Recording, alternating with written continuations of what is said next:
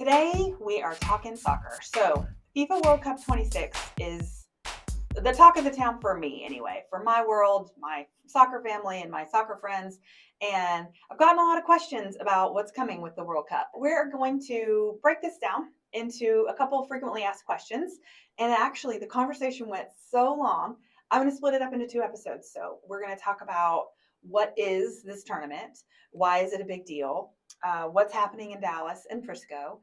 We're going to talk about how you can get tickets, all that good stuff. So there's part one, and then there's going to be a part two. So definitely tune into both so you can learn about why FIFA World Cup 26 is such a big deal. So let's get started with part one. Welcome to this episode of Hustle and Pro. I'm your host, Kelly Walker. We have a repeat guest today, Fred Hammond. Hi. Hi. Thanks Good to for see you coming again. back. Yeah, thank you for The having last me. time we had Fred on, we were talking, it must have been COVID times because we were talking Michael Jordan, but the documentary, The Last Dance. Right. Yes, The Last Dance. Awesome documentary. So we are talking FIFA World Cup 26 today.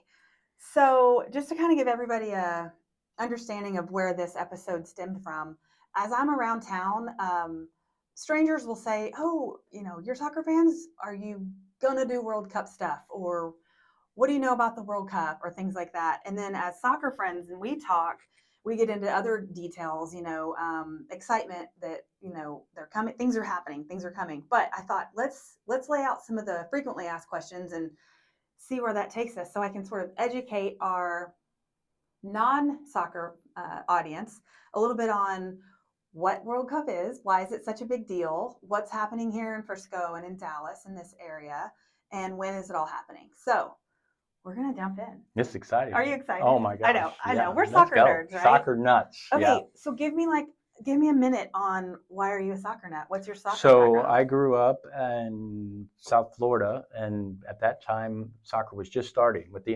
NASL. And my dad said, you're not going to be a real big guy, but you're athletic. So why don't you try this new sport called soccer? And I did, and I was probably one of the only athletic kids that played soccer. So by proxy, I became a really good soccer player. Thankfully, all the real good athletes didn't play, or else I wouldn't have been. But and so I grew up. I played all through my life, and then entered college. Got a scholarship to play soccer, and when that wasn't really a thing. And after that, coached my kids, and then coached at FC Dallas. And so I got to do the whole gamut: player, coach, and that. Celebrity podcaster. Right, Yeah, of course. don't forget that. that. I mean, you add this to your resume. This is my biggest thing on my resume. All right, so to start off, I guess the biggest, most basic question, frequently asked question is, what is it? Why is it even a big deal? Because as we know, Americans aren't as in tune with what's happening in the soccer world as people all around the globe are.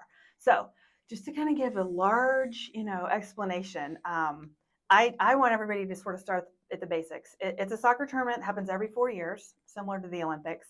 The last one was in, do you say Qatar or Qatar, or how do you say? I say Qatar. Qatar, okay, I say Qatar. Tomato, potato, Qatar, Qatar. I hope there's no Qatarians here that are upset about that. I don't know how you say it either. We're trying really hard to be proper, though. Right, trying hard. So to give you an idea of why it's a big deal, the scope of popularity. Do you know how many people engaged in that last World Cup? I don't. Watched or went. I bet you or do, though, because you've done a lot of research. I wrote it down. 5 billion That's people. Unbelievable. 5 billion people. So the final, meaning the final game, right? We're going to talk about all the match structure. The final match of that World Cup had 1.5 billion viewers. That's unbelievable. Unbelievable. So comparing that to that same year's Super Bowl, which us Americans are like, Super Bowl, that's the biggest thing, right? Take a guess of what Super Bowl watching audience is. I'm going to say there's 350 million Americans, and I'm guessing it goes worldwide, but I'll say 250 million people watch the Super Bowl. 150 million. Whoa. That's what that. So it's 10 times big. Did you say 1.5? 1.5 billion and 150 10 times million. bigger than the Super Bowl. It rivals the Olympics, but it's on that scale as far as watch, the audience and the number. I mean, the Olympics was around the 5 billion mark, but you also have to remember all the events, and it's around the clock. It feels Right. like when the Olympics are on. The Olympics put out 7,000 hours of coverage To get to to 1.5 get billion. to that, yeah, to First get to 90 the minutes yeah. or a couple And so hours. it's just it's different, Yeah. but that's the most comparable, Mhm. I guess you'd think. And that's a 16-day Olympic run, whereas this soccer tournament is 6 weeks. Mm. So that's kind of the closest thing when you consider like the scale of it. But have you heard that this World Cup is the biggest ever? I have. Okay. Do you They've know why they say that? It's because they expanded the field? Yes. Okay, tell us So about it that, 'cause used I to don't know. be 32 teams. Okay.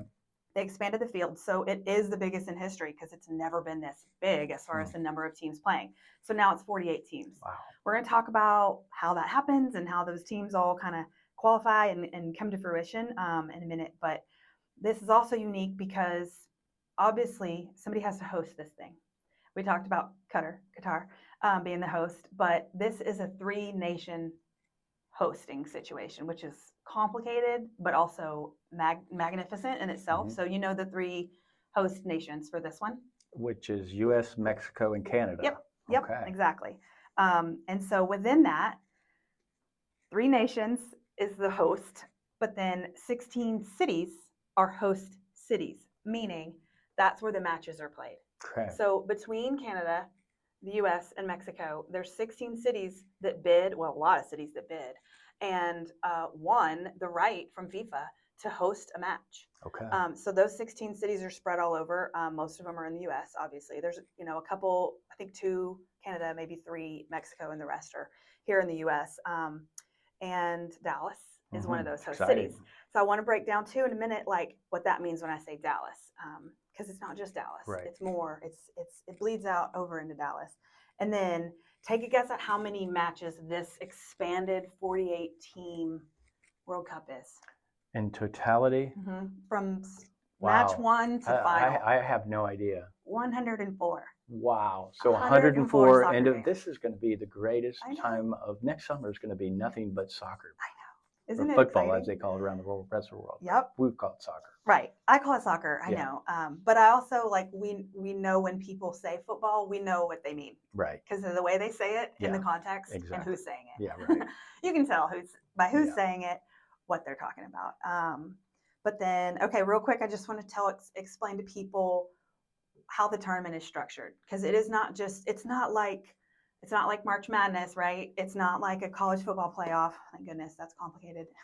It's not like one and the done. golf tournament. Like it's Right. right. There's multiple stages of it, Right. and multiple ways you get in, but multiple ways you stay in, and Right. this and that. So the first stage, we call the first stage The group stage. the group stage. Yep.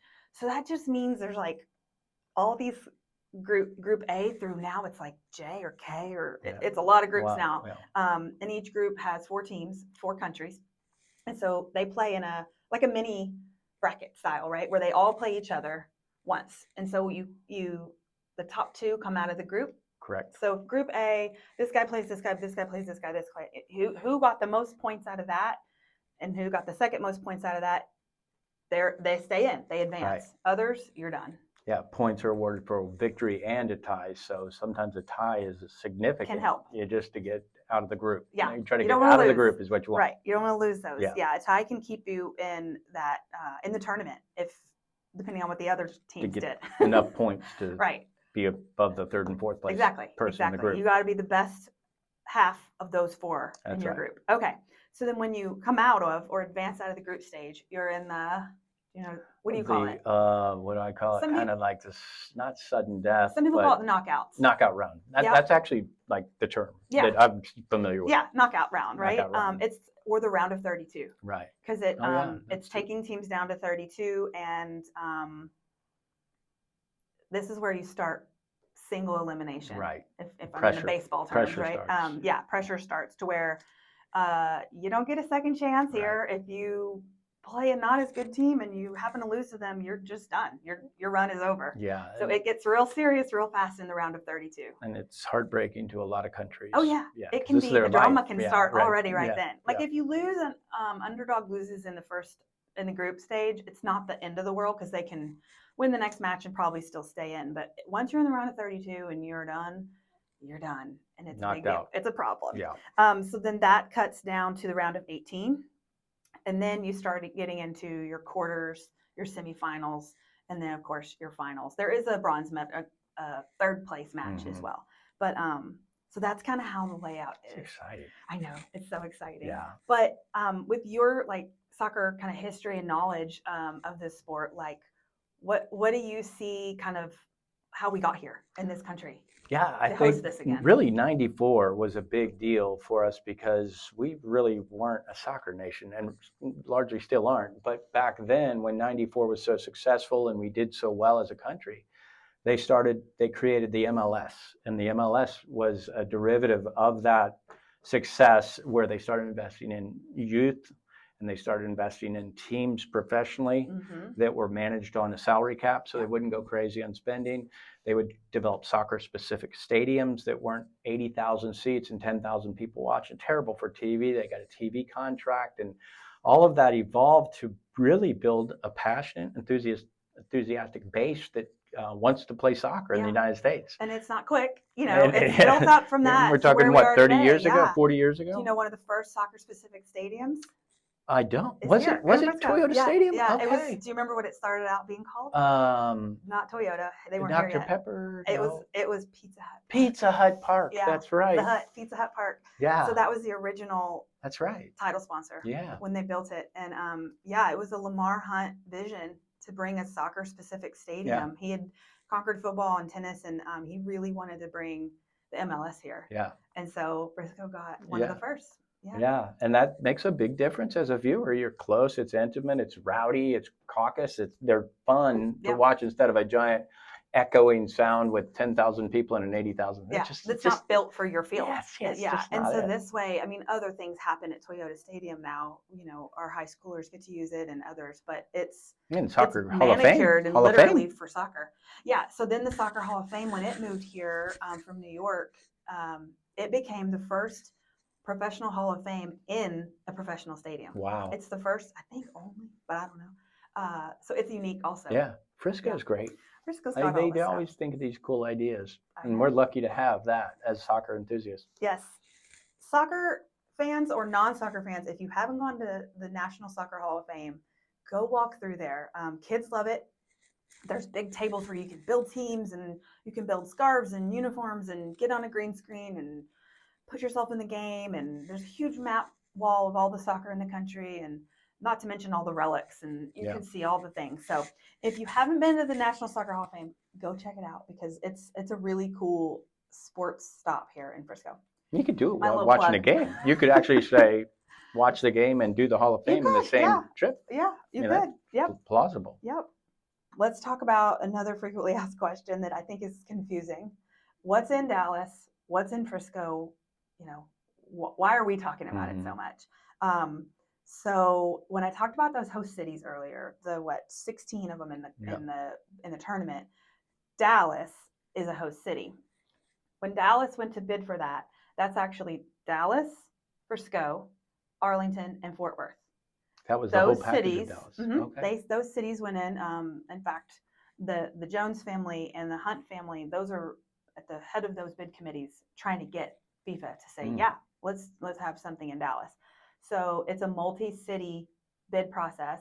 So when it was awarded to Dallas, that means all of us. Okay. So there are approval processes and things that happen with all four of those cities involved.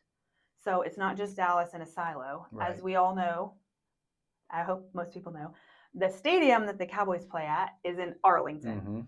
So that, obviously Arlington has to be involved. And so there's just all these other cities involved. And we're one of the four that make up the Dallas host committee or that's host incredible. City. So that's part of that. So rewinding back to February 4th this year, we all gathered in AT&T Stadium to find out what Dallas gets. And we got unprecedented, how many matches? 9 matches. Yeah, the most of any. The most ever. Yeah. Because of the big tournament. Right. The most ever and the most of anybody in this tournament. That's insane. We do it bigger in Texas. We got a lot. Yeah, that's great. A lot. So those matches, when you see it on the schedule, it's going to say Dallas. They're in Arlington. It's not going to say AT&T Stadium. You're not going to see that anywhere. For this purpose of this tournament, it's always going to say Dallas Stadium. It'll take the AT&T off the top? I don't know the details Okay. on that. And that's not unique to us. Okay. You're going to see that for everywhere. Okay. For all the other stadiums in the country. When you go to FIFA.com and you're looking at stuff, it's never going to say Gillette or SoFi, right? It's always going to say Los Angeles Stadium. Okay. Blah, blah, blah. So it's not unique to us. It's nothing, there's nothing wrong with it. It's just how FIFA is naming their stadiums because of like partnerships and things. So Dallas Stadium in Arlington will host the 9 matches. And so here's how that breaks out. We talked about the group stages. We have 5 in the group stages. And then we have 2 in the next round, which is that knockout round of 32. We have 1 in the round of 18. And then we have the semifinal. Semifinal. Yep. So that's 5, 6, 7, 8, 9. So we'll determine one of the finalists. Yeah. Or all of the finalists. Just one semifinal here and another semi here. I don't remember the other semi, but but we will have one of the finalists. One of the biggest games. Oh wow. One of the biggest games. Wow, that's great. Yeah. And then so the crazy thing to me is like the scope of the time frame. So that first match, we're going to talk a little more on the timeline details too, but the first match we have here in Dallas is match number 11 of the tournament. Okay. Just because out there, they're going to start group. We get the 11th game. Now, some of those are playing simultaneously, but we get the 11th game. And then when we go all the way to the semis, that's the 101st game. Oh, my gosh. So we've got number 11 and 101. 101. Wow. I know. That's cool. And that spans from June 14th in Dallas to July 14th in Dallas. And these will all be indoor games, not hot Dallas. Right. Okay. In the covered stadium, stadium. Just like the football team. Yes, but they are renovating, and they will be renovating when football season's over to complete everything to be up to standards to host this soccer. So FIFA had requirements. They're not new to hosting soccer. They host CONCACAF games, right, and they do host soccer. But this is a special tournament, obviously, right? And so as soon as football's over there, they will finish transforming it for 9 matches of FIFA. So we'll soccer. be nice and shiny for the rest of the world to come here. Great. That's Can't great. even wait. Okay, then talking about what's in Dallas. Dallas has 2 major things to talk about. One is the fan festival. So at Fair Park, that's where kind of the big ongoing regional celebration will be for fans. So people that aren't in the stadium, but they're still experiencing and probably, watching on screens, and all the activations and interactive things will be happening at fan festivals in Dallas. There will be others named later, but that's the official, one of Dallas being a host city. And then the second thing is the International Broadcast Center. It's a pretty big deal when that got announced a few months ago. It might not mean a lot to a resident here, but it means a lot to me in the media world, because thousands of media are going to be here. And to be chosen as a central location in the U.S. in our airports, there's a lot of reasons why Dallas was chosen, but it's exciting because this is where their hub of all the media. They come here early. They learn about our region. We will be able to get them up here and do things in Frisco. So having the IBC in Dallas is a big deal. And that'll be in Dallas itself, or in Arlington, or Dallas? The Kay Bailey Hutchinson Convention Center. Kay Bailey. Dallas proper. Yep. Dallas. So that'll be like Radio Row. Everything. Who's who in broadcasting this event. Yes. Wow, that's so great. That is exciting to media nerds like me. And then, Frisco. So, we talked about Arlington, the stadium, Dallas, the Fan Fest and the IBC, and then Frisco. Frisco is one of the approved base camp sites. There are 62, and maybe counting, FIFA approved sites for base camps. It's a hub where players, coaches, staff will spend the majority of their time starting before the group stages even start. So they will train at their base camp, and that's where their accommodations will be. Delegations is another word for it. Countries, teams. It all just means a team, which is a country, right? Because I didn't even say that off the top, but the World Cup is a tournament of countries playing against each other, not a club, but a country. So a country. So the country will come to Frisco, not just the delegation, the team, but the whole fans, and we'll descend upon Frisco. That's the idea, right? Yeah. If you were going to follow your team, your country, you would try to be near them wherever they're living for the tournament. So Frisco is obviously it's great and we're excited that it's a base camp, but I just want other people to understand we have the most base camps in our region than anyone else. There are 6 approved base camp sites in the Dallas area. So one of them is DBU, and the hotel is Westin. One of them is FC Dallas Stadium, and the hotel is Westin. One of them is University of Dallas. The hotel is Omni. One of them is Denton, University of North Texas, and the hotel is Embassy Suites. One of them is Fort Worth, TCU, Hotel Sheridan, and the newest addition is Mansfield Multipurpose Stadium, and the hotel is Hilton Garden Inn. Okay. So if you think about the commonalities, Yeah. these are places with good soccer facilities. Facilities are great Yeah. at all those places. And nearby great hotels. Thanks for joining us for this episode of Hustle and Pro. Subscribe on YouTube and check us out on Instagram, and we'll see you next episode.